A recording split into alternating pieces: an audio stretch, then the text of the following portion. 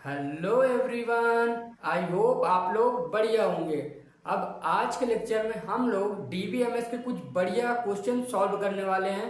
आज के सेशन में हम लोग कुछ ऐसे क्वेश्चन सॉल्व करेंगे जो गेट के एग्जाम में आए हुए हैं, कुछ ऐसे क्वेश्चन भी सॉल्व करेंगे जो इसरो के एग्जाम में, डीआरडीओ के एग्जाम में और भी इंजीनियरिंग के जो कॉम्पिटिटिव एग्जाम होते हैं उनमें पूछे गए हुए हैं। और कुछ ऐसे क्वेश्चन भी हम लोग सॉल्व करेंगे जो सेम कॉन्सेप्ट से गेट के एग्जाम में क्वेश्चन बन सकता है, और जो भी कॉम्पिटिटिव एग्जाम है उनमें इनसे डायरेक्ट क्वेश्चन बनने की पूरी पॉसिबिलिटी है। तो आज के सेशन में हम लोग इस तरह के क्वेश्चन करेंगे। आपको सबसे पहले क्या करना है, क्वेश्चन को अच्छे से समझना है, क्वेश्चन को रीड डाउन करना है, उसका सोल्यूशन निकालना है, देन उसके बाद उसका सोल्यूशन देखना है। आप पहले पूरी कोशिश करिएगा कि आप क्वेश्चन को खुद से सॉल्व कर लें, क्योंकि अगर आपने डीबीएमएस सब्जेक्ट पढ़ा है तो अगर आपने, अब जो स्टूडेंट होगा कि भैया हमने डीबीएमएस तो पढ़ा ही नहीं अभी और है भी तो हमको थोड़ा बहुत नॉलेज है, तो उनको भी बिल्कुल टेंशन लेने की बात नहीं है। हम एक एक क्वेश्चन को विद कॉन्सेप्ट सॉल्व करेंगे। पहले मैं उसका आपको कॉन्सेप्ट समझाऊंगा, देन उसके बाद हम उसका क्वेश्चन सॉल्व करेंगे और उसमें हम लोग क्या ट्रिक अप्लाई कर सकेंगे जिससे हम अपना टाइम सेव कर पाए। या कुछ क्वेश्चन ऐसे होंगे जो विद इन सेकेंड हम लोग क्वेश्चन को देख के उनका आंसर बता सकते हैं, या 2 से 3 सेकंड में हम लोग उन क्वेश्चन को सॉल्व कर सकते हैं। तो ऐसा होता है, गेट के ही आए हुए क्वेश्चन में ऐसे आपको सॉल्व कराऊंगा जो आप बहुत ही घसीट के 5 सेकंड से ज्यादा आपको नहीं लगेगा, जो विद इन 5 सेकंड में आप क्वेश्चन को सॉल्व कर लोगे। तो अब हम अपना वीडियो स्टार्ट करते हैं। आपको सबसे पहले क्वेश्चन समझना है, देन उसके बाद उसका सोल्यूशन निकालना है।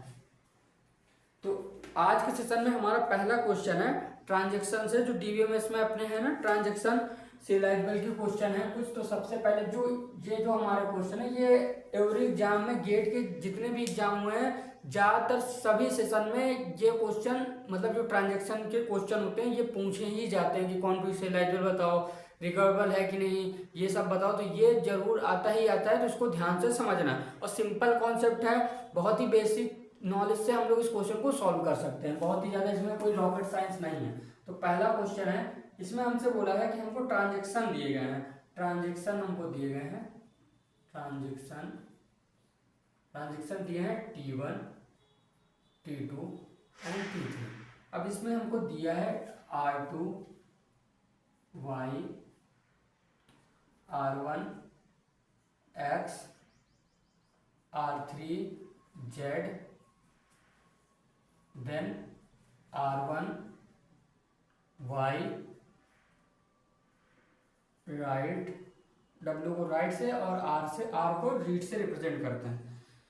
राइट वन X हो गया और read Z, right Y, comma read 3X and right 3Z। ये हमको ट्रांजैक्शंस दिए गए हैं, ठीक है। अब उसके बाद हमसे क्वेश्चन में क्या बोला है, इसमें हमको स्टेटमेंट्स दिए हैं। देखो इसमें बताना है कि statement P and Q below. अब स्टेटमेंट क्या है, पहला स्टेटमेंट हमसे बोला है P स्टेटमेंट कि S इज कॉन्फ्लिक्ट सिरियलाइजेबल,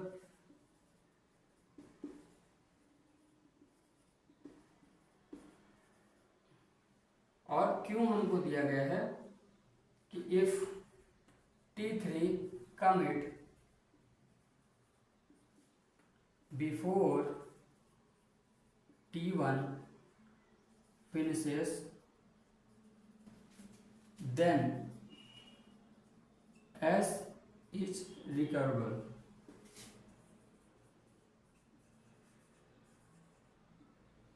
आपको यह बताना है कि स्टेटमेंट, दोनों स्टेटमेंट में करेक्ट कौन कौन सा है। तो ऑप्शन है, इसमें मैं ऑप्शन लिख दे रहा हूं। पहला ऑप्शन है P is true and Q is false. Second option है बोथ आर फॉल्स। थर्ड है both are true.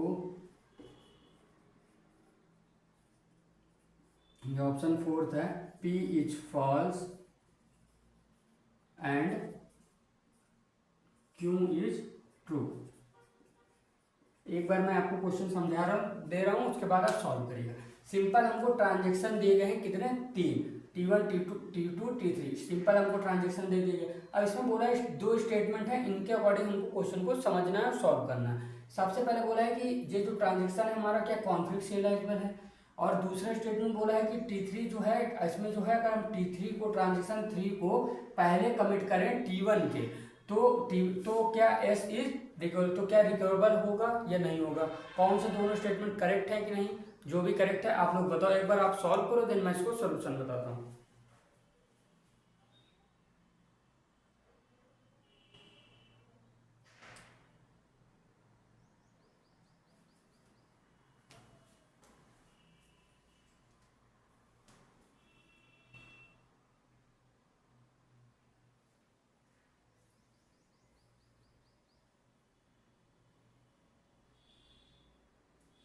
I hope आप लोगों ने इस क्वेश्चन को सॉल्व कर लिया होगा। अब देखो कॉन्फ्लिक्ट सिरियलाइजेबल क्या होता है। कॉन्फ्लिक्ट सिरियलाइजेबल होता है कि हमारे जो भी ट्रांजैक्शन दिए गए हों उनके बीच में साइकिल नहीं बनना चाहिए। अब साइकिल क्यों नहीं बनना चाहिए, अब बोलोगे भैया साइकिल क्यों नहीं बनना चाहिए, तो साइकिल इसलिए नहीं बनना चाहिए क्योंकि साइकिल अगर बन रहे ट्रांजेक्शन में तो वहाँ पे हमारी डेडलॉक की प्रॉपर्टी अप्लीकेबल हो जाती है। डेडलॉक क्या होता है, डेडलॉक होता है कि अगर हम जैसे दो लोग हैं, अब दोनों ही सेम पावरफुल हैं, तो दोनों अगर एक दूसरे को सेम फ्रीक्वेंसी से धक्का दे रहा है, दोनों फोर्स एकदम सेम लगा रहा है, तो क्या ये ना इधर वाला इधर जा पा रहा ना इधर वाला इधर जा रहा, तो इससे में क्या होता है कि हमारा एक डेडलॉक की कंडीशन आ जाती है, एकदम स्टॉप हो जाता है एक तरह से। और जैसे इसमें है तो इसमें साइकिल बनती है, जैसे एक ही कोई रोड है, आप जहां से स्टार्ट करते हो घूम के फिर वहीं आ जाते हो, तो आप कहीं दूसरे डेस्टिनेशन पे जा पाओगे नहीं जा पाओगे। तो इसी तरह ट्रांजैक्शन में हमको कोशिश करनी होती है कि हमको ट्रांजैक्शन में साइकिल नहीं बनने देना है, क्योंकि साइकिल बनेगी तो हमारी कॉन्फ्लिक्ट सिरियलाइजेबल की प्रॉपर्टी ब्रेक हो जाएगी, ठीक है। और उसमें ट्रांजैक्शन में हमेशा कॉन्फ्लिक्ट सिरियलाइजेबल की प्रॉपर्टी अप्लाई होनी चाहिए, बिना साइकिल नहीं बननी चाहिए। अब देखो इसमें हम लोग चेक करते हैं, तो इसको चेक करने का सबसे सिंपल तरीका है कि देखो अब इसको थोड़ा सा हम लोग रब करते हैं यहां तक, ठीक है, तो बनाते हैं। अब थोड़ी और जगह, तो पहले यहां तक इतना करते हैं। तो ट्रांजैक्शन कितने दिए हैं, T1 T2 एंड T3, ये हमारे ट्रांजैक्शन दिए हैं। अब एक एक को राइट डाउन करेंगे, इसको याद रखेंगे T3 कमिट करना है बिफोर T1। तो सबसे पहले हमने क्या किया, T1 तो R2 आया है, तो पहले राइट वाले में ट्रांजैक्शन में RY, ठीक है। अब उसको रीड किया है इसने, तो रीड किया है X को। अब R3 Z, तो R ने Z रीड किया है Z को, फिर रीड किया है Y को। अगेन आगे चलेंगे, रीड करने के बाद राइट किया है इसी को X को, फिर R2 में तो R Z then W Y, अब R3 पे out, R3 X and W3 Z, ये हमारा पूरा ट्रांजैक्शन।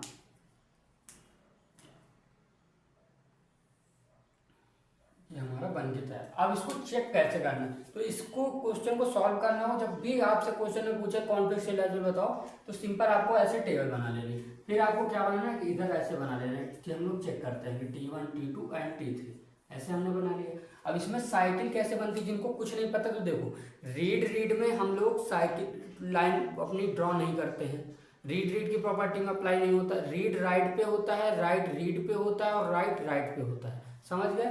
तो रीड पे हम लोग कोई भी ट्रांजेक्शन अप्लाई नहीं करते। तो इसे इधर मैं लिखे दे रहा हूँ, रीड पे ट्रांजेक्शन अप्लाई नहीं होता, रीड राइट पे ट्रांजेक्शन अप्लाई होता है, राइट रीड पे होता है और राइट पे ट्रांजेक्शन अप्लाई होता है। तो एक एक चेक करेंगे। सबसे पहले हमारा क्या है, RX है, तो RY सॉरी, तो अब देखो रीड है तो हम लोगों को राइट ढूंढना है, क्या यहीं कहीं पे राइट है Y वाला, तो देखो इस अब राइट है तो बट Y खुद के में ही है, तो खुद से हमको कोई लेना देना नहीं, तो RY का काम खत्म। अब आते हैं रीड X पे, अब रीड X है तो कहीं राइट X है, हाँ कहीं पे सेल्फ है, तो सेल्फ से हमको कोई लेना देना नहीं। अब रीड है तो रीड पे ट्रांजेक्शन होता ही नहीं। अब आगे चेक करेंगे राइट जेड पे, अब देखो राइट जेड यहाँ पे है, अब यहाँ पे भी राइट जेड है, तो यहाँ पे भी कोई भी सेल्फ लूप है, मगर साइकिल नहीं, वो ट्रांजेक्शन अप्लाई नहीं होगा। अब ट्रांजेक्शन होता है एक से दूसरे में जाने में, ठीक है। तो यहाँ पे इस पे भी राइट कोई नहीं। अब यहाँ पे और रीड वाई, अब देखो यहाँ पे होगा क्योंकि यहाँ पे रीड वाई है और यहाँ पे मिला राइट वाई, तो यहाँ T1 से हम लोग T2 पे मूव करें, ट्रांजेक्शन को अपने अप्लाई किया, तो यहाँ पे रीड वाई से राइट वाई है। और देखो कहीं पे वाई तो नहीं है, नहीं है। अब देखो अब यहाँ पे राइट एक्स से, अब राइट एक्स से हम लोग रीड पे जा सकते हैं, तो अब पहले ही हम लोग T1 से, अब यहाँ पे T1 से हम लोग जा सकते हैं T3 पे, क्योंकि राइट एक्स से राइट 3 पे जा सकते हैं। मैंने बोला ना राइट से रीड हम लोग अप्लाई कर सकते हैं। अब उसके बाद जेड है, जेड पे देखो, अब जेड पे कहीं पे राइट जेड है, हाँ है, T2 से T3 पे जा सकते हैं, चले गए, यहाँ राइट जेड से राइट 3 पे, ठीक है।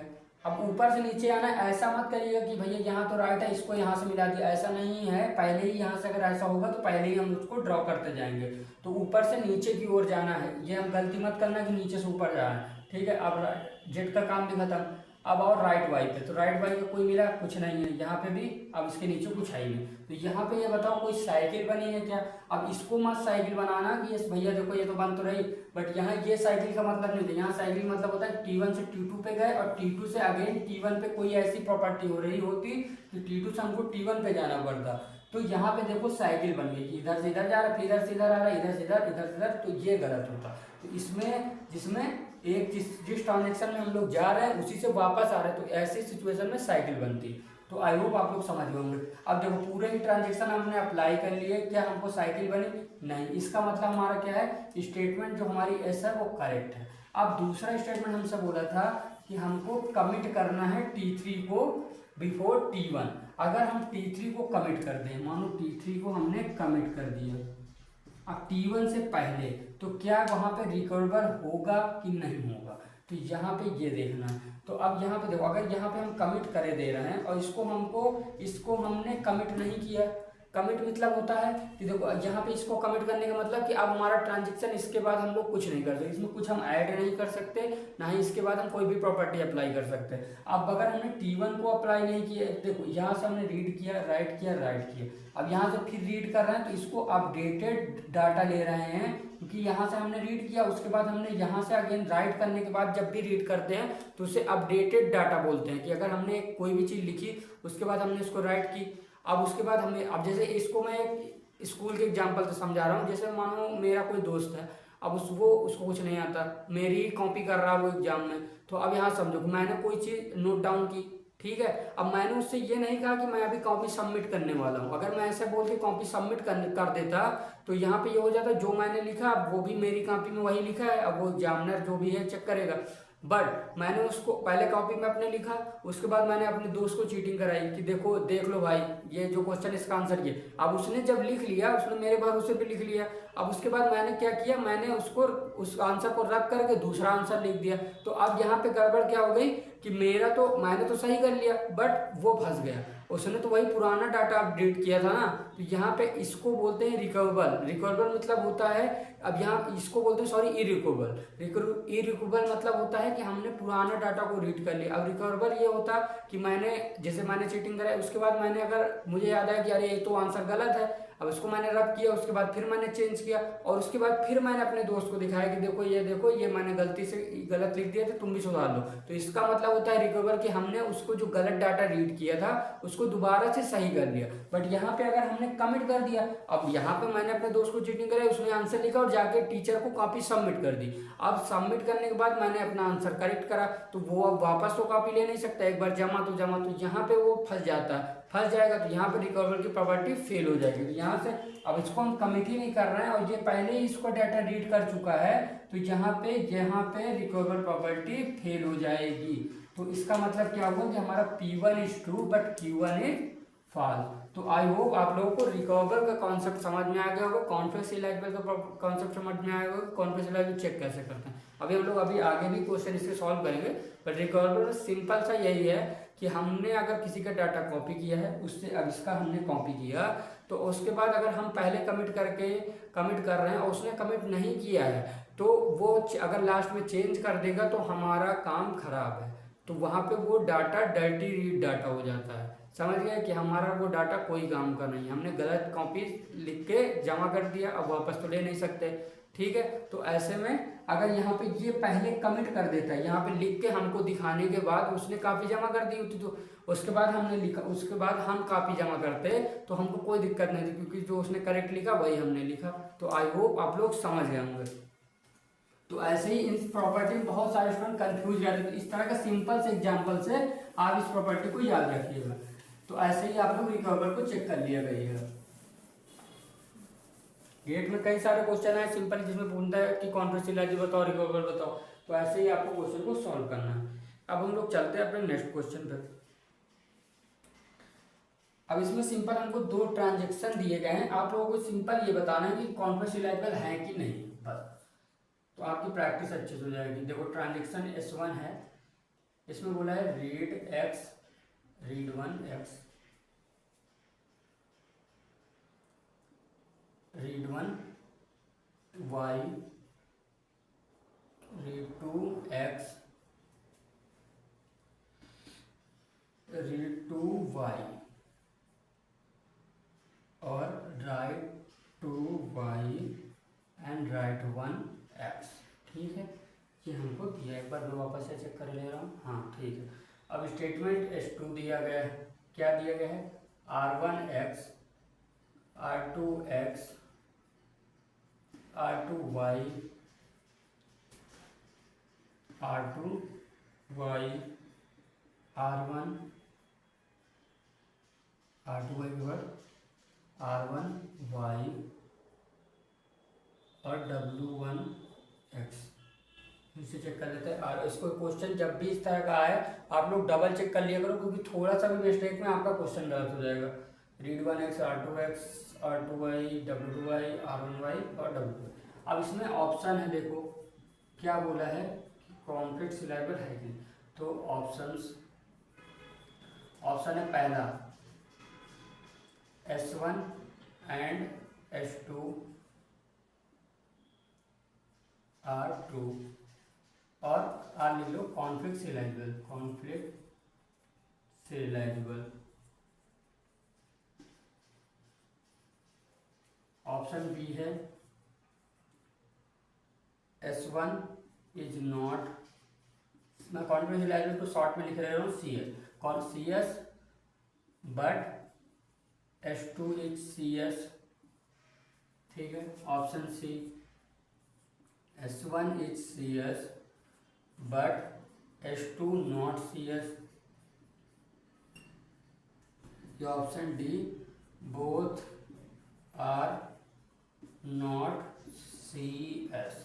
तो सिंपल क्वेश्चन है, मैंने इसको समझाया भी, आप लोग एक बार खुद से ट्राई करो क्वेश्चन को।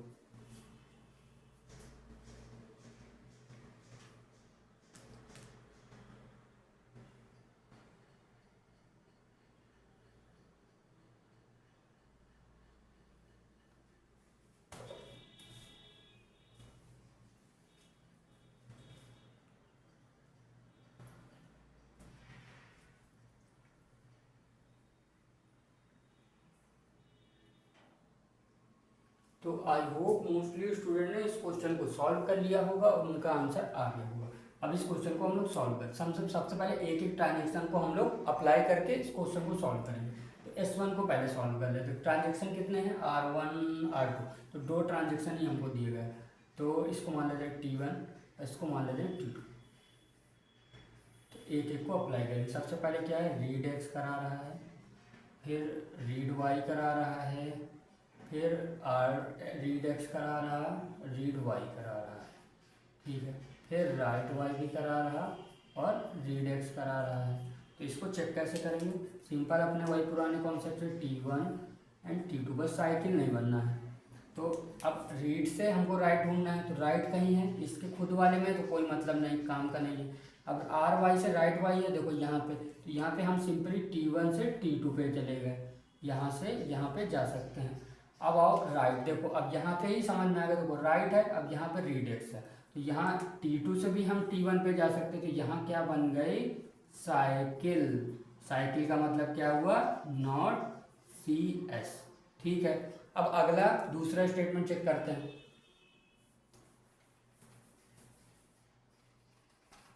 दूसरा स्टेटमेंट चेक करते हैं।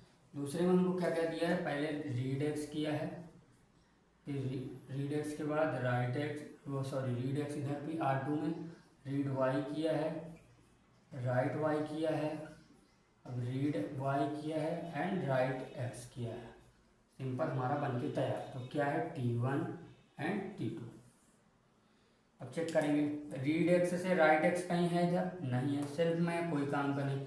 अब रीड एक्स से देखो राइट एक्स है, तो यहाँ से ये मिला, तो T2 से हम T1 पे चले गए। अब राइट वाई से, राइट वाई तो खुद के में है, कोई काम का नहीं है। अब राइट वाई से देखो, राइट वाई यहाँ से ये है, बट ऑलरेडी हम लोग T2 से T1 पे ये बन रहा है, बट यहाँ ऑलरेडी हम लोग T2 से T1 पे जा रहे हैं, तो क्या मतलब है, अब इसके नीचे तो कोई ट्रांजेक्शन ही नहीं, तो यहाँ पे साइकिल ही नहीं बनी। तो इसका मतलब ये क्या है, ये हमारा कॉन्फ्लिक्ट सीरियलाइजेबल है। तो इसका मतलब आंसर क्या हुआ हमारा, S is not conflict serializable but S2 is serious. Option b हमारा करेक्ट आंसर।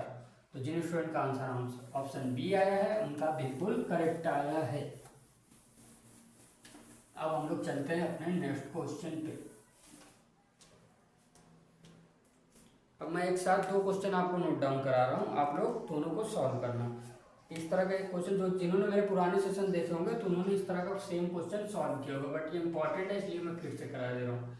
देखो अब इसमें सिंपल हमको एक ग्राफ दिया गया है, एक हमको डायरेक्टेड ग्राफ दिया गया है, ए से बी, यहाँ से मिला हमको डी, डी से गए यहाँ पे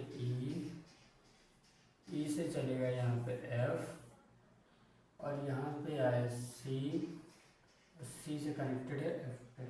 ठीक है, अब इसमें हमसे बोला है the number of different topological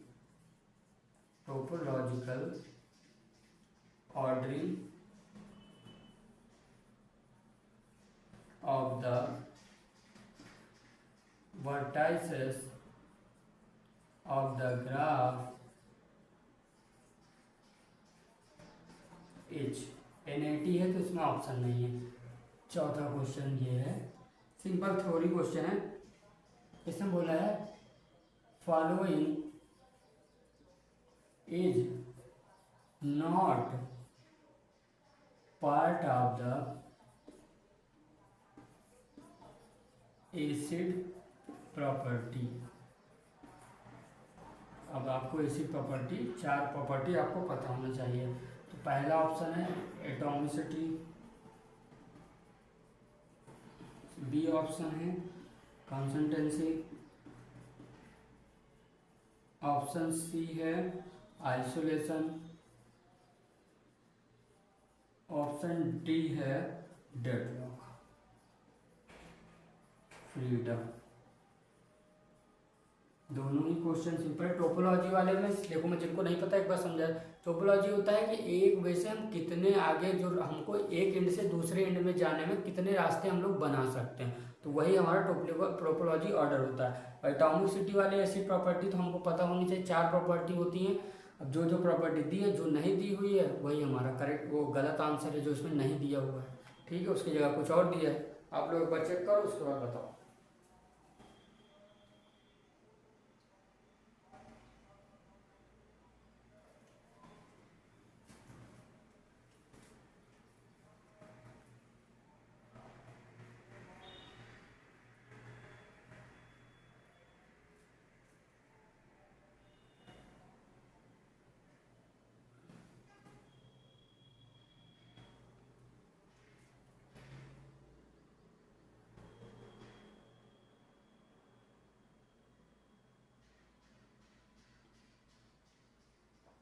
तो आई होप आप लोगों ने दोनों क्वेश्चन को सॉल्व कर लिया होगा। सबसे पहले हम लोग टोपोलॉजी वाला क्वेश्चन कर लेते हैं। अब टोपोलॉजी मैंने बताया ना कि टोपोलॉजी बोला है, तो टोपोलॉजी का मतलब क्या होता है कि एक पॉइंट से दूसरे पॉइंट जाने के आगे का रास्ता क्या है। अब यहाँ देखो ए से स्टार्ट है, तो एक पहले सिंपल एग्जाम्पल समझो। देखो अब ए से एफ जाने का रास्ता क्या हो सकता है, ए से बी चले जाएँ, बी से सी चले जाएँ, सी से एफ चले जाएँ, तो एक ऑर्डर तो ये हो गया। अब यहाँ से एक रास्ता ये भी तो हो सकता है, ए से डी चले जाएँ, डी से ई चले जाएँ, ई से एफ चले जाएँ। ठीक है, तो दूसरा रास्ता ये हो गया। अब यहाँ से देखो एक रास्ता ये भी तो हो सकता है कि ए से हम बी जाएँ, अब बी से, अब यहाँ पे कनेक्टेड नहीं, उससे मतलब नहीं है हमको। अब यहाँ से बी जाएँ, अब बी से हम बी से ई चले जाएँ, और ई से एफ चले जाएं। अब देखो 4 है तो 4 के ही लेना है, ये नहीं कि ए से बी गया, बी से डी भी तो जा सकते हैं, नहीं ऐसा नहीं, दूसरे वे से हम डी को लेके जा सकते हैं। अब यहाँ देखो ए से डी, क्योंकि सामने सामने वाले पे हम लोग ध्यान देना, सामने सामने वाले को ले लेते हैं। अब ए से डी पे गए, डी से सी पे जा सकते हैं, सी से एफ पे जा सकते हैं, ठीक है। तो यहाँ पे देखो एक रास्ता ये, एक ये हो गया, और ये पे एक ये हो गया, यहाँ से एक ये हो गया। अब ऐसे ही देखो यहाँ से भी 2 रास्ते हैं। अब देखो इसको सबसे पहले, अब इससे हमको कितने रास्ते मिले, यहाँ से हमको मिले 2, यहाँ से मिले हमको, यहाँ से मिला हमको, यहाँ से 2 रास्ते, ठीक है। अब यहाँ पर से हमको कितने रास्ते हैं, बी से एक बार सी से यहाँ से जा सकते हैं, बी से ई से जा सकते हैं, 2 रास्ते यहाँ पे मिले। अब यहाँ पर से कितने रास्ते मिले, 2 रास्ते यहाँ से मिले। सिंपल समझ गए। तो ये मैं एग्जाम्पल के लिए आपको बता रहा था कि ऐसे हम लोग आगे मूव ऑन कर सकते हैं, ठीक है। तो देखो सिंपल, अब यहाँ से जाने के देखो 2 रास्ते हैं, इधर से चले गए, एक इधर से चले गए, ठीक है। अब यहाँ से जाने के देखो, एक तो हम लोग यहाँ बी से सी एफ पे जा सकते थे, और एक तो बी से ई पे एफ पे जा सकते थे, 2 रास्ते यहाँ से मिले। अब यहाँ पे 2 रास्ते कैसे भैया, एक डी से ई एफ पे जा सकते थे, एक डी से सी एफ पे जा सकते थे, समझ गए। तो टोटल कितने रास्ते बने, 2 + 2 + 2। अब यहाँ पे आगे मत देखना, क्योंकि यहाँ से जाने का तो आगे का एक ही रास्ता है, तो आया 6। तो NET टाइप क्वेश्चन था, तो इसका आंसर है 6। और इस तरह के क्वेश्चन कई बार गेट में पूछे गए हैं, तो ध्यान से क्वेश्चन को सॉल्व करना। ऐसे ही आप लोग थोड़ा सा एज्यूम कर करके आप क्वेश्चन को आगे सॉल्व करते जाना, कि आगे कितने, बस सामने सामने वाले को मत लेना, ठीक है। अब देखो इसमें सिंपल सा क्वेश्चन था कि not part of the acid property. Acid property हमारी क्या क्या होती है, जो हमारी बैंकिंग सिस्टम में जो ट्रांजेक्शन्स होते हैं उनमें हमारी एसिड प्रॉपर्टी अप्लाई होती है। ये हमारी 4 टाइप की होती है, एटॉमिसिटी, कंसिस्टेंसी, आइसोलेशन, एक होती है हमारी ड्यूरेबिलिटी होती है। तो यहाँ पे इसका मतलब ड्यूरेबिलिटी की जगह पे डेडलॉक फ्रीडम दी है, तो ये हमारा ऑप्शन करेक्ट नहीं है। इसमें बोला था not part of the acid property, तो इसका मतलब ऑप्शन डी हमारा करेक्ट है, क्योंकि डेडलॉक हमारे ट्रांजेक्शन का पार्ट, एटॉमिसिटी की एसिड प्रॉपर्टी की ट्रांजेक्शन प्रॉपर्टी का पार्ट नहीं है डेडलॉक, ठीक है। तो डेडलॉक की जगह अगर बोला होता ड्यूरेबिलिटी, तो वो हमारा करेक्ट होता है, जो एसिड की हमारी 4 प्रॉपर्टी है, समझ गए। देखो इस तरह थ्योरी के बेस पे भी गेट में क्वेश्चन पूछे जाते हैं, और 2-2 मार्क्स 1 मार्क्स में, तो इनको देख के ही आप आंसर इसका टिक कर सकते हो, अगर आपको थोड़ा सा भी कॉन्सेप्टेबल नॉलेज है तो। अब देखो, अब ये एसिड प्रॉपर्टी को मैं एक क्वेश्चन के थ्रू आप लोगों को अच्छे से समझा दूंगा कि एसिड प्रॉपर्टी में हमारे जो 4 ट्रांजेक्शन होते हैं ये करते क्या है, ठीक है। तो देखो समझते हैं। तो पहले एक क्वेश्चन ये है, क्वेश्चन जो भी नंबर है उसका, तो इसमें उनको बोला है ट्रांजेक्शन, तो इसमें बोला है रीड एक्स है, ठीक है। अब एक्स क्या रीड करा रहा है, एक्स = x - 50। ये परफॉर्म करने के बाद ये क्या कर रहा है, राइट करा रहा है एक्स को, ठीक है। अब दूसरा क्या रीड करा रहा है, फिर यही को रीड कर रहा है वाई, इसको रीड किया वाई ने, और क्या किया, y = y + 50, और राइट कर दिया y ने, ये इसने कराया। अब बोला है the constraint that the sum of the accounts x and y should remain constant is that of, concept that of मतलब कोई चेंजेबल, जो चेंज हुआ ही नहीं। अब देखो पहला ऑप्शन है इसमें एटॉमिसिटी, कौन सी प्रॉपर्टी इसमें अप्लाई हुई है इस ट्रांजेक्शन में, बी कंसिस्टेंसी, सी आइसोलेशन, या डी ड्यूरेबिलिटी, जो मैंने आपको बताया था अभी। ये हमारी 4 एसिड प्रॉपर्टियाँ होती हैं। तो इस ट्रांजेक्शन में बेसिकली कौन सी प्रॉपर्टी हमारी यूज हुई है उसको हमको बताना, वही हमारा करेक्ट आंसर है। आप एक बार सॉल्व करो, देन मुझे आंसर बताओ।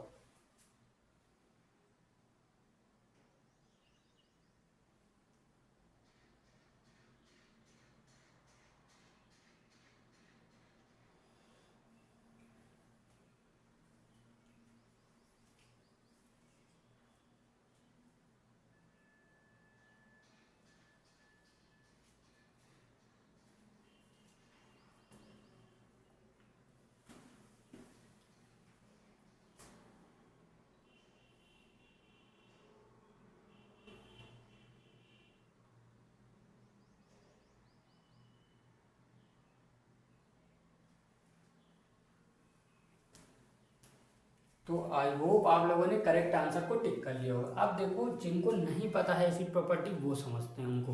तो देखो, एसिड प्रॉपर्टी हमारी ट्रांजैक्शन में यूज होती है बैंकिंग सिस्टम के।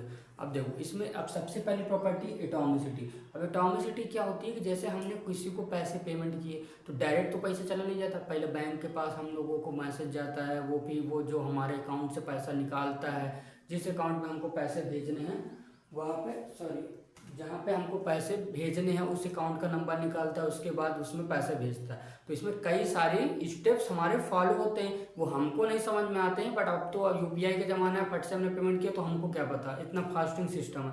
बट ऐसा रियल में नहीं होता, कई सारे ट्रांजेक्शन अप्लाई होते हैं तब हमारा पैसा एक अकाउंट से दूसरे अकाउंट पे मूव करता है। तो एटॉमिसिटी हमारा क्या करता है, जो हमारा है, तो एटॉमिसिटी हमारा ये ध्यान रखता है कि हमारा each and every step by step complete हो। ऐसा ना हो कि एक स्टेप पहले हुआ, बाद में पहले हमारा अकाउंट से डायरेक्ट पैसा दूसरे के अकाउंट में चला गया, उसको पता ही नहीं, ना उसके पास मैसेज गया ना कुछ, ऐसा नहीं, बैंक को पता ही नहीं, ऐसा नहीं होता। एक एक स्टेप बाय स्टेप हमारा पूरा ट्रांजेक्शन कंप्लीट होता है। अब सेकंड हमारा क्या है, कंसिस्टेंसी।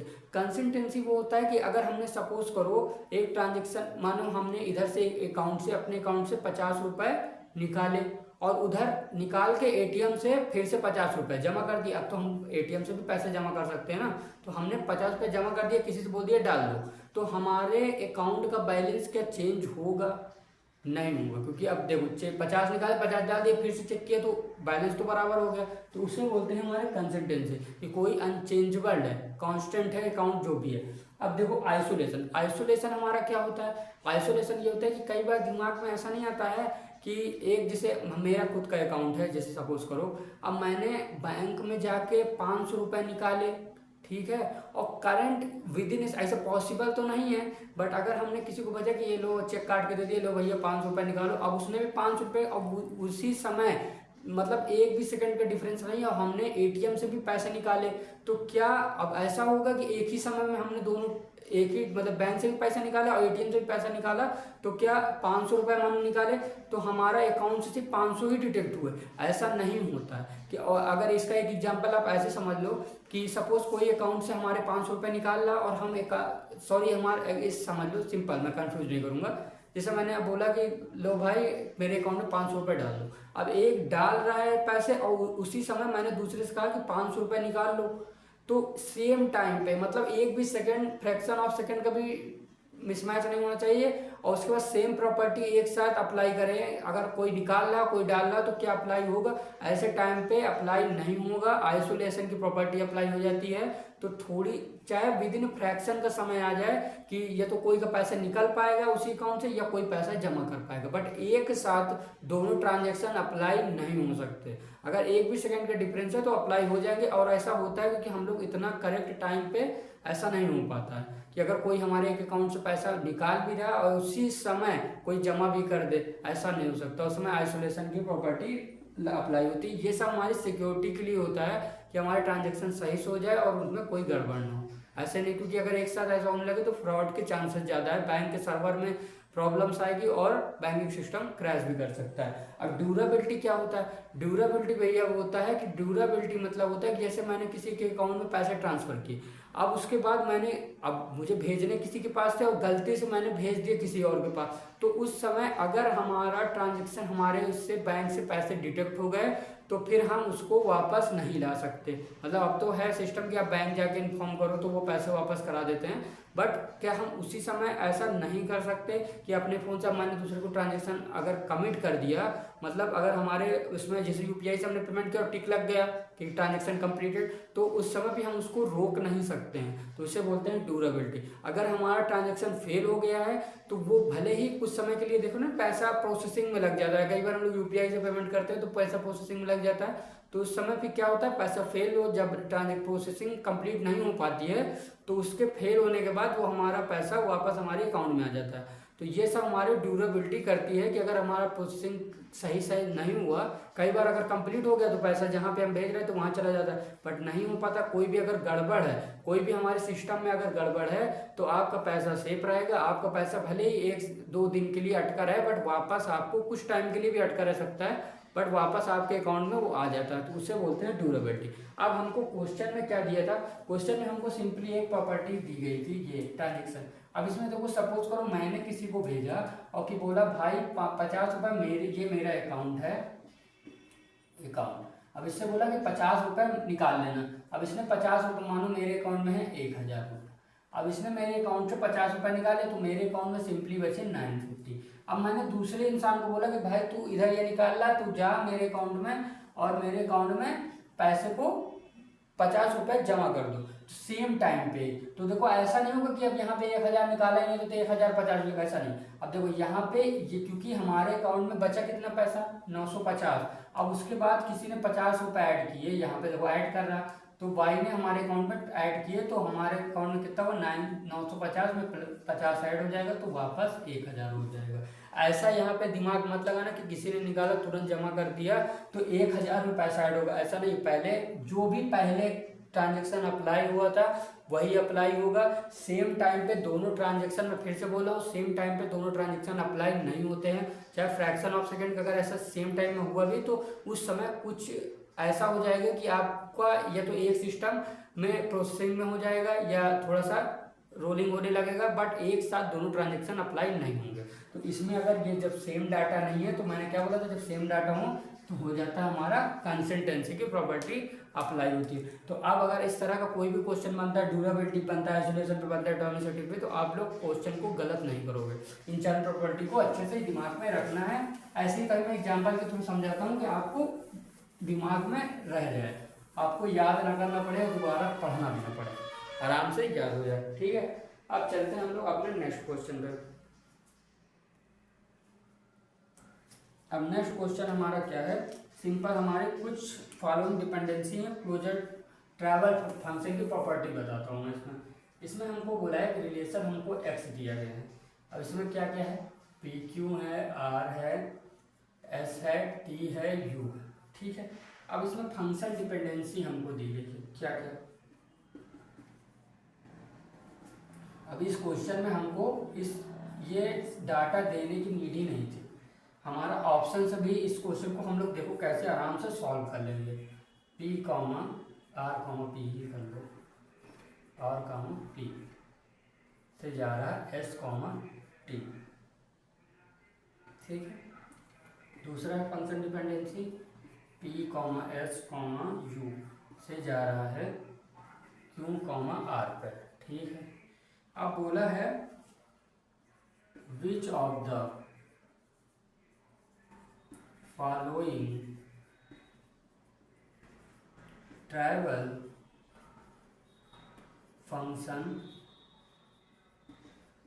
Functional dependency. अब ऑप्शन, पहला ऑप्शन है पी कॉमा आर से एस कॉमा टी, बंद है। बी ऑप्शन है पी कॉमा एस से सिंपली एस पे। ऑप्शन सी है पी कॉमा आर से आर कॉमा टी पे। ऑप्शन डी है p comma s comma u से सिंपली क्यू पे जाना। ठीक है, सिंपल ट्रैवल फंक्शन की प्रॉपर्टी अप्लाई करनी है और बताना है आंसर। इसमें इसको ना भी देता ना तब भी देखो मैं क्वेश्चन को सॉल्व करके बताता आपको कैसे इस करना है।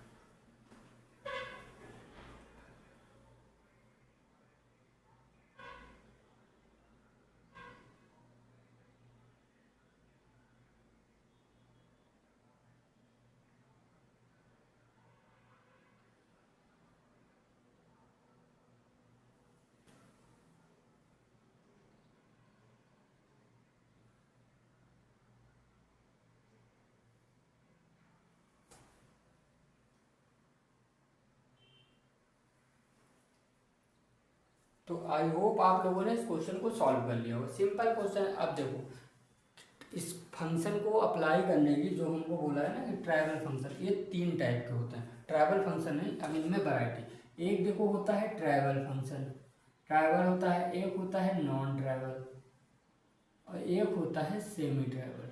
ठीक है, तो इन तीनों को समझ लेते हैं।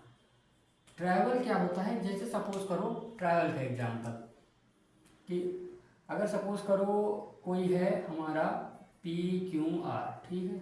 अब इससे कोई ट्रांजेक्शन अप्लाई होता है तो जहाँ सिंपली हमको इन्हीं तीनों में से कोई किसी दो को ले सकते हैं या किसी एक को ले सकते हैं। ऐसा नहीं कि कोई अलग से कोई भी एट्रीब्यूट हम इसमें ऐड कर सकते हैं। जैसे मैंने इसे ले लिया P, तो अब यहाँ पे भी ट्राइवल है क्योंकि यहाँ पे होता है A subset of B। Suppose करो ये A है, ये B, तो यहाँ पे A सबसेट ऑफ B, मतलब जो हमारा B है वो हमारा A का ही पार्ट होना चाहिए। ऐसा नहीं कि उसमें हम कुछ अलग, अब इसमें हम P की जगह P ऐड कर सकते हैं, Q भी ऐड कर सकते हैं, R भी, बट हम इससे ज़्यादा इसमें कोई प्रॉपर्टी कोई भी एट्रीब्यूट अप्लाई नहीं कर सकते। अगर मैंने यहाँ पे सपोज कर दिया P, S, अब बट यहाँ पे S तो था ही नहीं, और यहाँ पे क्या होता है A सबसेट B, मतलब जो हमारा B पार्ट है वो हमारा A का ही हिस्सा होना चाहिए। तो यहाँ पे सिंपली यहाँ पे ये ट्रैवल प्रॉपर्टी फेल हो जाती है। अब यहाँ पे ये हो गया हमारे ट्रैवल का एग्जाम्पल। अब क्वेश्चन में हमसे पूछा था ट्रैवल का एग्जाम्पल, पहले आगे भी समझ लें। नॉन ट्रैवल क्या होता है कि सपोज करो यहाँ पे होता है A not subset of B, मतलब यहाँ पे सपोज करो P, Q है। अब यहाँ से हमने परफॉर्म किया, आया S, R या खाली S ही आया, तो यहाँ पे देखो इस वाले का जो B पार्ट है वो हमारे P का हिस्सा ही नहीं है, A पार्ट का हिस्सा ही नहीं है। तो यहाँ पे ये क्या होता है, जब एक भी मैच ना करे तो यहाँ पे क्या होता है, नॉन ट्रैवल। अब और सेमी ट्रैवल, तो सेमी ट्रैवल क्या होता है कि A subset of B equal में, ठीक है। अब इसमें क्या होता है कि देखो इसका पार्ट तो है ही है, जैसे मानो हम यहाँ पे P करें और S कर दिए, बट अब देखो यहाँ पे एक हिस्सा तो इसका मैच कर रहा है ना, कम से कम P का मैच कर रहा है, और दूसरा कम से कम एक मिनिमम एक तो उसका पार्ट होना ही चाहिए, और बाकी हो या ना हो उससे फर्क नहीं पड़ता। मिनिमम, मैंने फिर से सुन लो, मिनिमम एक उसका हिस्सा होना चाहिए, ज़्यादा कितने भी हो जाए लेकिन एक तो होना। अगर एक भी नहीं हो तो नॉन ट्रैवल, अगर एक भी है तो वहाँ पे क्या होता है वो सेमी ट्रैवल। उसके बाद के आगे कुछ भी हो हमको कोई फर्क नहीं पड़ता, ठीक है। तो ये होता है हमारा सेमी ट्रैवल। अब देखो तीनों में देखते हैं। अब यहाँ पे देखो PR से इसको कुछ भी नहीं, इसको देखो ही नहीं, कंफ्यूज करने के लिए दिया है, इसकी जरूरत ही नहीं है। देखो PR से बोला है हमको ट्रैवल फंक्शन बताओ, अब PR से ST, देखो दोनों ही मैच नहीं कर रहे हैं दूसरे, तो यहाँ पे क्या हुआ, नॉन ट्रैवल लग गया हमारा। अब PS से S, देखो अब एक ट्रांजेक्शन इसका मिल रहा है ना, तो यहाँ पे ये हो गया हमारा ट्रैवल, और इस क्वेश्चन का करेक्ट आंसर B है। बट आगे भी चेक कर लेते हैं। अब यहाँ देखो PR है और RT, अब मैंने क्या बोला, मिनिमम अगर एक मैच कर रहा है, अब देखो R मैच कर रहा है बट T मैच नहीं कर रहा, बट उससे हमको कोई लेना देना नहीं। तो यहाँ पे क्या होता, अगर यहाँ पे पूछता तो ये होता हमारा सेमी ट्रैवल होता। अगर T ना होता तो ये भी हमारा ट्रैवल होता, क्योंकि मिनिमम एक तो मैच कर रहा होता। ट्रैवल तो हमारा क्या होता है कि हमारा जो A है, जो स्टार्टिंग वाला जिससे हमारा ट्रांजेक्शन अप्लाई हो रहा है उसी का हिस्सा होना चाहिए, उसके आगे हम सोच भी नहीं सकते। समझ रहे हैं कि अगर उससे ज़्यादा कुछ है तो गलत है, वो हमारे ट्रैवल का हिस्सा नहीं होता, ट्रैवल प्रॉपर्टी वहाँ फेल हो जाती है। बट अगर और कुछ ऐड हो रहा है, अगर पूछता सेमी ट्रैवल है तो सेमी ट्रैवल हो सकता है। अब यहाँ देखो PSU है और Q कोई मैचिंग नहीं, तो यहाँ पे ये होता है नॉन ट्रैवल। तो समझ गए, तो एक ही क्वेश्चन में मैंने आपको समझा दिया कि ट्रैवल क्या होता है, नॉन ट्रैवल क्या होता है, सेमी ट्रैवल क्या होता है। अगर यहाँ पर पूछता सेमी ट्रैवल कौन सा है तो ऑप्शन C होता, नॉन ट्रैवल पूछता तो A और D होता। तो इसमें MSQ क्वेश्चन बनने के चांसेस हैं। तो इन तीनों प्रॉपर्टी को अच्छे से आई होप आप लोग समझ गए होंगे। सिंपल हमको याद रखना है, ट्रैवल क्या होता है, उसी की स्टार्टिंग वाले का पार्ट होना चाहिए, उससे ज़्यादा हम लोग सोच भी नहीं सकते, ठीक है। अब उसके बाद सेमी ट्रैवल क्या होता है, मिनिमम एक तो मैच करना ही चाहिए, उसके बाद मैच करे ना करे और भी कुछ भी आ जाए कोई दिक्कत नहीं है।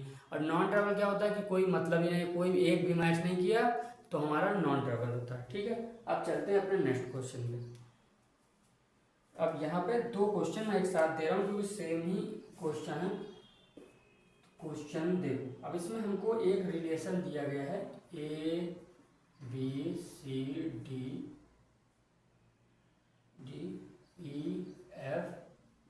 DEFGH। अब फंक्शन डिपेंडेंसी क्या दे दी गई है, CH से जाना है G पे, A से गए BC पे, B से गए CFH पे, E से गए ए पे और एफ से गए ई जी पे, ये हमको दिया गया। सी एस से गए जी पे, ए से गए बी सी पे, बी से गए सी एफ जी पे, ई पे गए ए पे और एफ से गए ई जी पे। ये हमको फंक्शन डिपेंडेंस दी। अब क्वेश्चन स्टार्ट यहाँ से। तो क्वेश्चन पहला है कि बताना है इसमें हाउ मैनी कैंडिडेट की इस रिलेशन में होंगी। तो पहला ऑप्शन भी दिया इसमें। ऑप्शन ए है 3, ऑप्शन बी है 4, ऑप्शन सी है 5, ऑप्शन डी है 6। अब इसमें सेकंड क्वेश्चन क्या है? तो सेकंड क्वेश्चन इसी क्वेश्चन का है कि in relation r is, first है 1NF, सेकंड है 2NF, ये ऑप्शन थर्ड है 3NF, ये ऑप्शन फोर्थ है BCNF। दोनों ही क्वेश्चन गेट में आए हुए क्वेश्चन है। आप ऊपर सॉल्व करते हैं, मैं इसका सोल्यूशन बताता हूँ।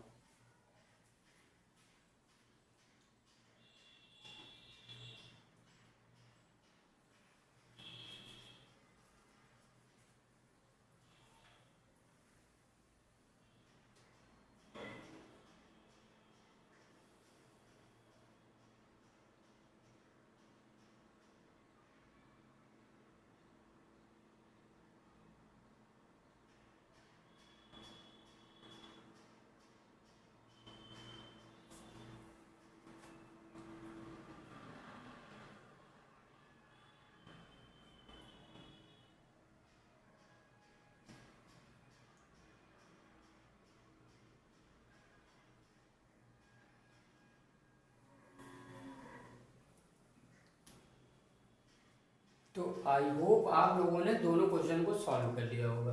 अब सबसे पहले क्वेश्चन हमको ये सॉल्व करना है, क्योंकि बिना कैंडिडेट की हम आगे क्वेश्चन सॉल्व भी नहीं कर पाएंगे। तो कैंडिडेट की पहले देख लेते हैं इसमें कैंडिडेट क्या है। अब कैंडिडेट की निकालने का मैंने एक आपको शॉर्टकट तरीका बताया कि पहले भैया राइट साइड देखना है हमको। तो यहाँ पे देखो जी है, हाँ जी भी है, बी सी है, बी सी भी है, सी एफ एच है, सी भी है, एफ भी है, एच भी है, ए है, ए भी है, ई भी है, जी भी है। अब क्या नहीं है? डी हमको पता चला कि डी नहीं है। तो यहाँ से हमको ये पता चला डी हमारा कैंडिडेट की का पार्ट तो होगा ही होगा निश्चित। अब क्या डी से अकेले से पूरा रिलेशन कवर हो रहा है क्या? तो नहीं हो सकता, क्योंकि डी इधर तो है ही नहीं, डी से ओनली डी मिलेगा। अब इससे ये पता चला कि इसके साथ कुछ हम अगर एट्रीब्यूट ऐड कर दें तो हमारा काम हो जाएगा। तो पहले हम लोग छोटे छोटे वालों को ऐड करके देखते हैं, क्योंकि कैंडिडेट की हमारी क्या है, सबसे मिनिमम जो की होती है वही हमारी कैंडिडेट की होती है। तो सबसे पहले ए से शुरू, सी एस को नहीं देखना क्योंकि सी एस बड़ा हो जाएगा। ए से देखते हैं ए डी, क्या ए डी के क्लोजर में पूरा रिलेशन कवर हो रहा है क्या? तो ए से मिला डी और ए फिर मिला यहाँ से ए से मिल गया बी सी और बी से मिल गया हमारे सी एफ एच। तो सी तो ऑलरेडी है, एफ और एच भी मिला। अब क्या हमें नहीं मिला? जी। तो एफ से मिल गया हमको ई और जी। तो यहाँ से हमको सिंपली क्या पता चला कि ए डी हमारा कैंडिडेट की है। अब देखो बी के साथ चेक कर लो, बी तो बी के साथ भी तो नहीं है, बी डी। तो बी डी के साथ चेक किया तो बी से बी डी तो ऑलरेडी, बी से मिल गया सी एफ एच और एफ से मिल गया हमको ई एंड जी और ए नहीं मिला, ई से हमको मिल गया ई। तो ये भी हमारा काम, बी डी भी हमारी कैंडिडेट की है। अब आगे चेक करेंगे एक ई के साथ, तो ई और डी चेक कर लो, इसके साथ भी मिनिमम मिनिमम बनाते जाएंगे। ई डी, ई से मिला ए और ए से मिला बी सी और बी से मिला सी एफ एच और एफ से मिल गया हमको जी। ठीक है, अब एफ के साथ देख लो, एफ डी, यहाँ से मिला एफ और डी। अब एफ से मिल गया हमको ई और जी, ई से मिल गया हमको ए और बी से, अब ए से मिल गया बी सी। ठीक है, तो सी बी से मिल जाएगा ओनली सी और एफ एच तो ऑलरेडी सी एफ पी है और एच नहीं है तो एच। तो यहाँ से हमको ये पता चला। अब देखो यहाँ पे सी एच इसलिए मैंने लिया, पहले तो सी एच देखो हमको क्या जरूरत है, इसके साथ सी डी भी ऐड करना पड़ेगा।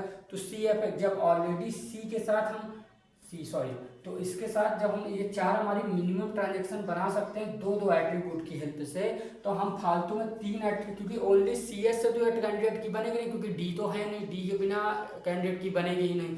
तो जब हम 2 एट्रीब्यूट को मिलके कैंडिडेट की बना सकते हैं तो अब क्यों फालतू में 3 एट्रीब्यूट करें। वो हमारी सुपर की होगी बट कैंडिडेट की नहीं होगी। तो यहाँ पे गलती नहीं करना। तो यहाँ पे इस क्वेश्चन पे हमारी कैंडिडेट कितनी आई, 1 2 3 4। तो आंसर बी हमारा करेक्ट आंसर है। अब देखो इसको, अब इस क्वेश्चन को सॉल्व करने के लिए पहले यहाँ पे लिख लो प्राइम एट्रीब्यूट। प्राइम एट्रीब्यूट क्या क्या हो जाएंगे, कैंडिडेट के पार्ट जो है ए डी हो गया, बी भी हो गया, ई भी हो गया और एफ भी हो गया। ये हमारे हो गए प्राइम एट्रीब्यूट। अब नॉन प्राइम एट्रीब्यूट क्या क्या है, इनके अलावा जो बचे सी एच, हाँ सी एच ही बचा, A B C D E F, G भी बचा। तो जी भी हमारा प्राइम एट्रीब्यूट नहीं है, नॉन प्राइम एट्रीब्यूट। अब इससे हम इस क्वेश्चन को सॉल्व कर लेंगे।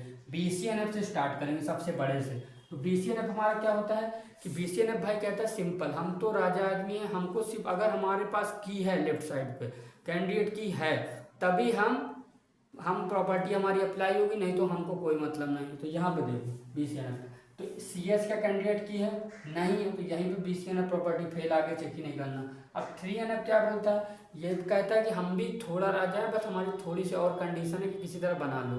तो इसमें क्या होता है कि ये तो लेफ्ट साइड की है, तब तो कोई टेंशन ही नहीं है। और अगर लेफ्ट साइड की नहीं है तो राइट साइड पे प्राइम एट्रीब्यूट मिल जाएगा। तब भी वही हाल है कि अगर हमको मतलब रोटी के साथ पनीर की सब्जी नहीं मिली तो कोई बात नहीं, अगर छोला भी मिल जाएगा तो हम लोग खा लेंगे। बट BCNF बोलता है कि नहीं चाहिए तो वही चाहिए, नहीं तो नहीं चाहिए, ठीक है, नहीं हम होंगे ही नहीं। तो यहाँ पे 3NF के कॉन्सेप्ट भी यही है कि देखो 3NF पे कहता है कि हमको अगर यहाँ लेफ्ट साइड हमको की मिल रही है, अगर पनीर की सब्जी मिल रही तब तो ठीक है। बट अब अगर इसमें कह रहा है कि अगर नहीं है मानो, तो अगर लेफ्ट साइड की पे नहीं है तो राइट साइड हमको मानो पनीर जगह छोला भी मिल जाएगा तो हमारा काम ठीक है, मैं खा लूँगा। तो ऐसा ही है कि हमको लेफ्ट की पे नहीं मिल रहा तो सामने हमको प्राइम एट्रीब्यूट में मिल जाएगा तो हमारा काम हो जाएगा।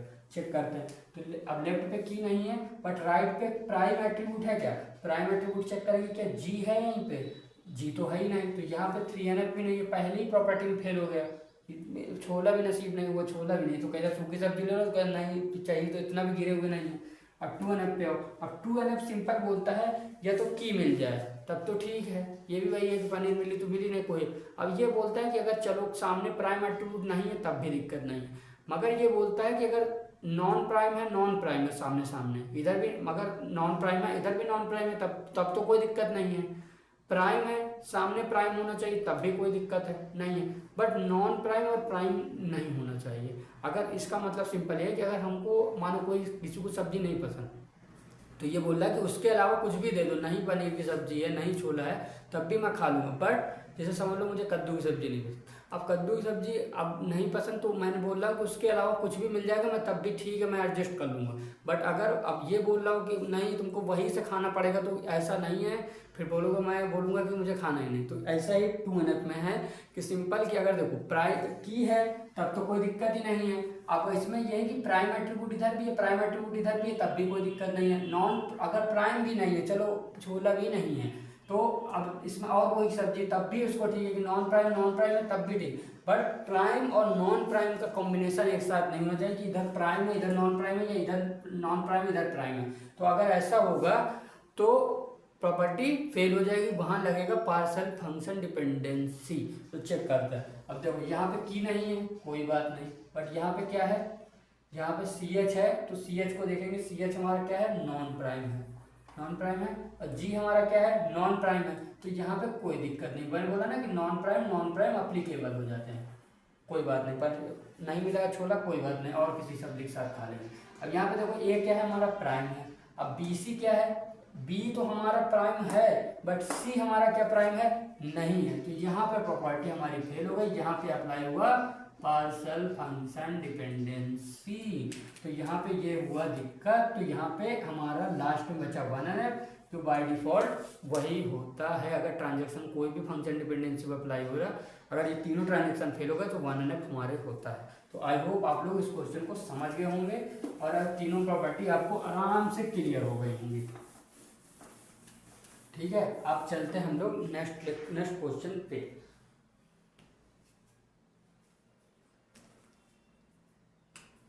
अब ये एक क्वेश्चन है, मैं एक साथ फिर 2 क्वेश्चन दिए दे रहा हूँ तो जल्दी हमारा लेक्चर कंप्लीट हो जाएगा।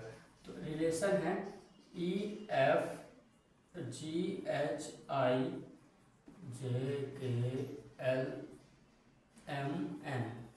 कुछ इतना टाइम क्वेश्चन नोट डाउन करने में लग रहा है, उससे बहुत ही दो कौड़ी का सवाल है, तुरंत सॉल्व हो जाएगा। और ये गेट 2014 में पूछा गया हुआ क्वेश्चन है। ठीक है, अब बोला है कि फंक्शन डिपेंडेंसी बताओ, इसमें दी गई सॉरी कि क्या क्या दी गई। ई एफ से हमको दिया गया है जी, एफ से दिया गया है हमको आई और जे, और ई एस से हमको दिया गया है के और एल, और के से हमको दिया गया है एम, एल से हमको दिया गया है एन। ये हमको फंक्शन डिपेंडेंसी दी है। अब इसमें बोला है what is the key, what is the key. Option, पहला ऑप्शन है A E F, option B sorry option B है ई एफ एच, ऑप्शन सी है E F H K L, ये ऑप्शन डी है ई। ठीक है, एक क्वेश्चन ये है। अब एक क्वेश्चन लास्ट में, एक क्वेश्चन ये आज के सेशन का लास्ट क्वेश्चन। तो इसमें हमको रिलेशन दिया गया है क्या, सेम तरह के क्वेश्चन है V W x y and z, ये हमको रिलेशन दिया गया। फंक्शन डिपेंडेंसी क्या दे दी गई है इस क्वेश्चन में, वी वाई से हमको दिया गया है डब्ल्यू, डब्ल्यू एक्स से हमको क्या दिया गया है जेड, और जेड वाई से हमको क्या दिया गया है वी। अब इसमें हमको क्या बताना है कि what is the candidate key, candidate key of relation R. पहला ऑप्शन है V X Z, option B है वी एक्स वाई, ऑप्शन सी है V W x Y, option D है V W x Y Z. ठीक है, दोनों ही question मैं करा चुका हूँ, तो एक बार आप लोग क्वेश्चन सॉल्व करो और उसके बाद मुझे आंसर बता देना, हम इसको सॉल्व करते हैं।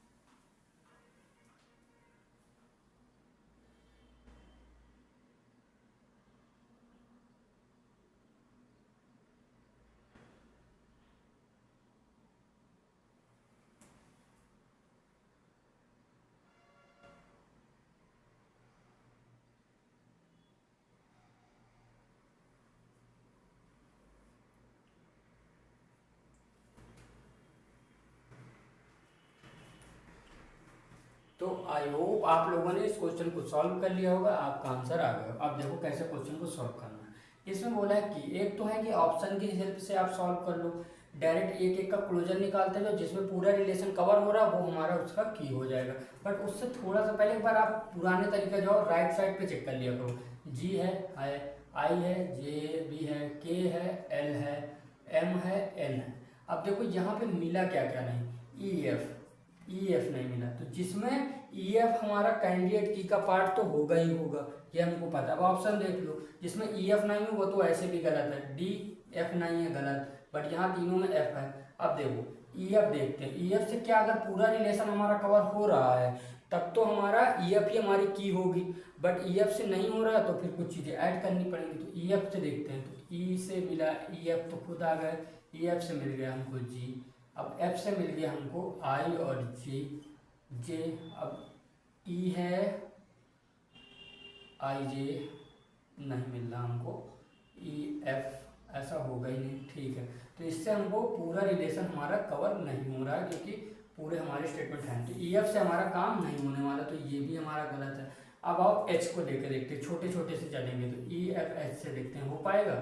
तो ई से मिला एफ, एफ से मिला एच, ई एफ एच आ गया, ई एफ से मिल गया हमको जी, अब ई एच की हेल्प से मिल गया हमको के और एल, के से मिल गया हमको एम, एल से मिल गया हमको एन, तो पूरा रिलेशन हमारा कवर हो गया। ई एफ जी एच, आई नहीं मिला क्या, तो आई हमको कहाँ से मिल रहा है, एफ से, तो एफ से हमारे पास एफ है तो आई भी, आई और जे भी मिल गया।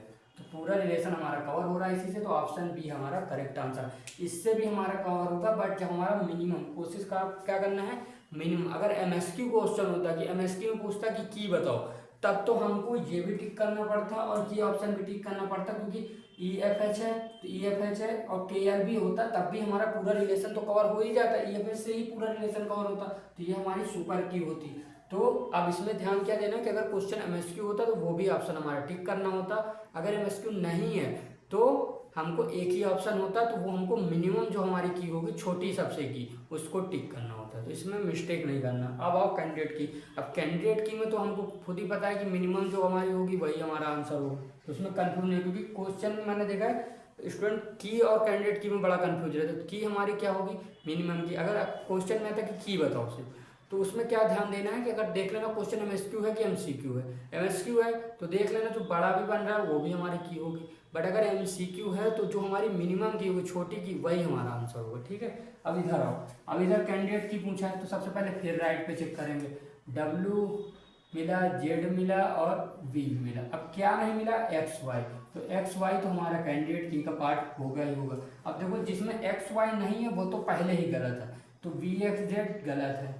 अब एक्स वाई से क्या अकेले बन सकता है, अकेले कुछ नहीं बनेगा एक्स वाई से, क्योंकि यहाँ पे भी वी चाहिए हमको। तो अब देखो अगर वी मिल जाए, सबसे पहले छोटी की बनानी, तो वी एक्स वाई है ऑप्शन में, तो इसको चेक करते हैं।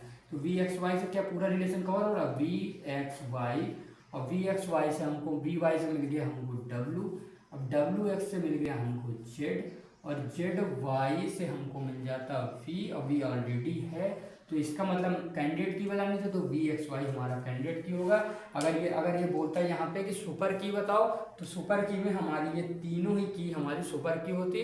तो इसमें भी एक सिंपल से हमको सिर्फ याद करने के लिए ये याद रखना होता है कि देखो जो सुपर की होती हैं वो जो हमारी कैंडिडेट की होती है वो हमारी सुपर की हो होंगी, पक्का होंगी। जो हमारी कैंडिडेट की थी वो हमारी सुपर की तो होगी, बट जो हमारी सुपर की है वो हमारी कैंडिडेट की हो भी सकती है, नहीं भी हो सकती। तो ये जो वी एक्स वाई है ये हमारी कैंडिडेट की है, तो ये हमारी सुपर की तो है ही है, बट देखो अब इससे जो बड़ी वाली सारी कीज हैं वो हमारी सुपर की होंगी, ना कि कैंडिडेट की। तो जो जब भी कैंडिडेट की बात करें तब तो कोई टेंशन ही नहीं है, तब तो बस सीधा याद रखना है कि जो हमारी मिनिमम की होगी वो सबसे मिनिमम की होगी वही हमारी कैंडिडेट की होने वाली है। बट सिंपल अगर पूछता की बताओ खाली, तो उसमें क्वेश्चन में पहले देख लेना कि एमएसक्यू की एमसीक्यू। एमएसक्यू होता तो जो सुपर की होंगे उनको भी टिक करना है, और अगर एमसीक्यू है तो जो हमारी मिनिमम की है वही हमारा आंसर होगा। ठीक है, तो आई होप दोनों क्वेश्चन आपको क्लियर होंगे। अब एक क्वेश्चन मैं आप लोगों को होमवर्क के लिए दे रहा हूँ, उसके बाद हम अपने लेक्चर को वाइंड अप करते हैं।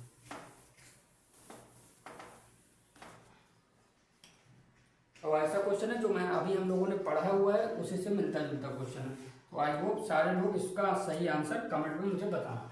तो क्वेश्चन है होमवर्क क्वेश्चन, एक हमको ट्रांजेक्शन S1 दिया है, एक S2 दिया गया है। ठीक है, S1 बोल रहा है रीड RX R1X, रीड कर रहे हैं Y को, रीड कर रहे हैं X को R2, और R2 है Y, राइट कर रहे हैं Y को एंड राइट कर रहे हैं X को। ठीक है, ये हमारा S1 है। अभी S2 ट्रांजेक्शन क्या है, रीड कर रहे हैं X को, रीड कर रहे हैं X को, अगेन रीड कर रहे हैं Y को, और राइट कर रहे हैं Y को, राइट कर रहे हैं Y को, और राइट कर रहे हैं X को, सॉरी रीड कर रहे हैं Y को, इसको करना था। अब इसमें option, which option is correct. पहला option both are CS, CS का मतलब पता है ना, convex electron.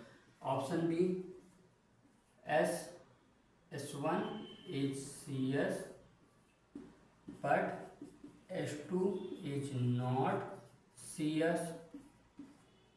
Option C S2 is CS but S1 is not CS। Option D both are not conflict select. एक बार आप क्वेश्चन को नोट डाउन कर लो, स्क्रीनशॉट जो भी लेना ले लो, उसके बाद हम लोग लेक्चर को वाइंड अप करते हैं।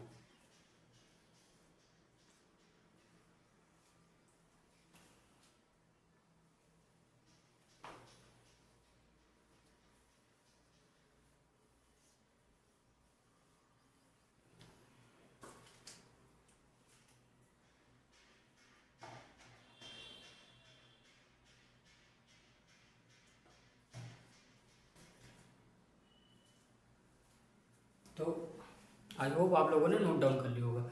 अब आई होप आज के सेशन में आपने कुछ नए कॉन्सेप्ट सीखे होंगे, आपने कुछ नई ट्रिक सीखी होगी और क्वेश्चन सॉल्व करने के अप्रोच भी सीखा होगा कि हमको क्वेश्चन किस वे में सॉल्व करना है।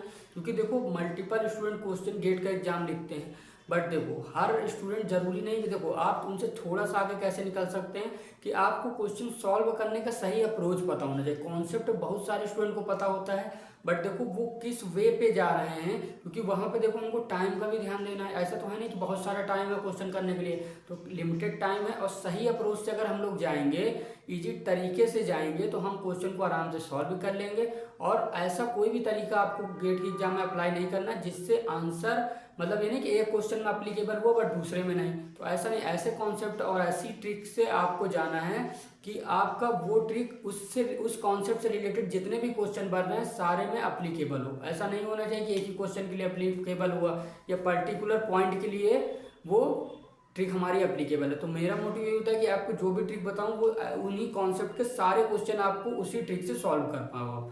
तो आप लोगों को ये ध्यान देना है और आपको ये देखना है कि हमको क्वेश्चन कैसे सॉल्व करें जिससे हमारा टाइम जल्दी आ जाए। अगर हम ऑप्शन के थ्रू जा रहे हैं तो क्या हमारा जल्दी आंसर हो, क्योंकि बहुत सारे क्वेश्चन ऐसे होते हैं जो सिंपल हम ऑप्शन एलिमिनेट करके ही क्वेश्चन को सॉल्व कर लेते हैं। हमको ज़्यादा सोल्यूशन भी निकालने की जरूरत नहीं पड़ता, ज़्यादा कॉन्सेप्ट लगाने की ज़्यादा जरूरत नहीं पड़ती। और गेट का एग्जाम में आप लोग यही सोचते हो ना कि भैया गेट का एग्जाम तो बहुत टफ आता है, ऐसा नहीं है।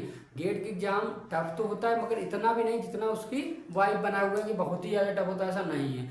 तो देखो उसमें सिर्फ सिंपल ये है कि गेट वाले भी चाहते हैं कि आपके वो सिर्फ चेक करते हैं कि आपका प्रेजेंस ऑफ माइंड कैसा है, कॉमन सेंस आप कैसे यूज करते हो और आपके कॉन्सेप्ट बढ़िया से आपने पढ़े हैं कि नहीं। अगर कॉन्सेप्ट आपने बढ़िया से पढ़े हुए हैं तो आपको कोई भी क्वेश्चन में कोई भी दिक्कत नहीं होगी। बस आपको अच्छे से प्रैक्टिस करते हुए खूब सारे क्वेश्चन की प्रैक्टिस करते रहना और कुछ नई नई ट्रिक भी सीखते रहना, जिससे आपका टाइम भी सेव हो पाए और टाइम भी आपका अच्छे से मैनेज हो पाए, जिससे आप डिफिकल्ट क्वेश्चन में आपका टाइम अच्छे से यूटिलाइज कर पाओ।